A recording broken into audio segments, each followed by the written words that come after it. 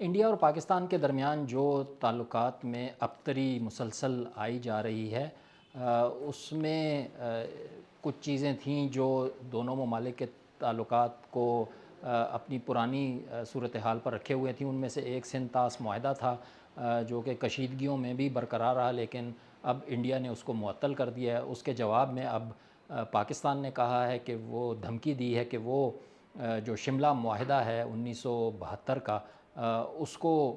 معطل کر دے گا۔ تو یہ بڑی خطرناک صورتحال دونوں ممالک کے درمیان کی طرف بڑھ رہے ہیں اگر اس پر عمل درآمد ہوتا ہے۔ شملہ معاہدہ 2 جولائی 1972 کو شملہ کشمیر کے مقام پر اس وقت کی Indian prime minister Indira Gandhi اور پاکستانی وزیر اعظم ذوالفقار علی بھٹو کے درمیان ہوا تھا، اور اس میں فیصلے ہوئے تھے۔ اس کی 4 اہم شقیں تھیں۔ 3 شقیں جو ہیں ان پر تو آج تک بالکل عمل درآمد ہوا ہی نہیں، بلکہ الٹا کام ہو رہا تھا۔ چوتھی جو شق ہے اس پر کوئی قدرے عمل درآمد رہا، اور وہ تھا کہ دونوں ممالک جو ہیں وہ دسمبر 1971 میں جنگ کے بعد جو سیز فائر ہوئی تھی اور لائن آف کنٹرول بنی تھی، اس کا احترام کریں گے۔ تو وہ احترام بھی گولہ باری اور گولیوں کے تبادلے میں اس کو بھی خطرہ رہا، لیکن برقرار لائن آف کنٹرول رہی۔ جو پہلی 3 اہم شقیں تھیں کہ ممالک اپنے تعلقات بہتر کریں گے،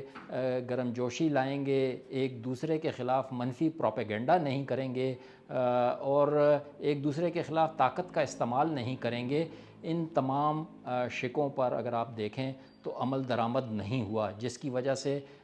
آج ہم جس حالات میں کھڑے ہیں اس میں خود یہ معاہدہ جو ہے وہ بھی خطرے میں ہے۔ اس معاہدے کو کرنے والے ذوالفقار علی بھٹو کے جو نواسے ہیں بلاول بھٹو زرداری، انہوں نے تو اس معاہدے کو ختم کرنے کی مخالفت کی ہے، لیکن انہوں نے ساتھ میں یہ ایک جو دھمکی بھی دی ہے کہ دریاؤں میں اگر پانی نہیں بہے گا تو خون بہے گا، اس پر بھی کافی ان پر کڑی تنقید ہو رہی ہے کہ وہ اس طرح کی زبان اور اس طرح کا بیان اگر نہ دیتے تو بہتر ہے۔